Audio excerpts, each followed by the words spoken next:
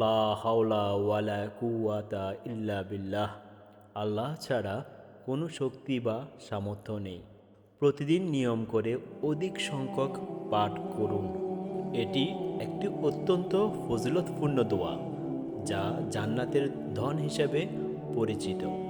গুনাহ মাফ করে, মানসিক শান্তি দেয়, শয়তানের ক্ষতি থেকে রক্ষা করে এবং কঠিন পরিস্থিতি ও বিপদে আল্লাহর সাহায্য পাওয়ার অন্যতম মাধ্যম এই দোয়া। এই দোয়ার আমলের ক্ষেত্রে ইখলাস বা একাগ্রতা জরুরি।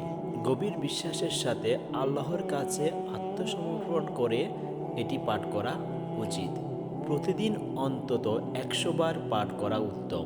বর্ণিত আছে যে প্রতিদিন ১০০ বার পাঠ করলে দারিদ্র্য থেকে মুক্তি পাওয়া যায় এবং এটি ৯৯টি রোগের প্রতিষেধক হিসেবে কাজ করে। কঠিন রোগ মুক্তি বা মনের আশা পূরণের জন্য ইমাম রব্বানী মুজাদ্দিদে আল ফেসানি রাদিয়াল্লাহু আনহু এর অনুষ্ঠিত একটি আমল বেশ পরিচিত। প্রথমে ১০০ বার দুরূদ শরীফ পড়তে হয়।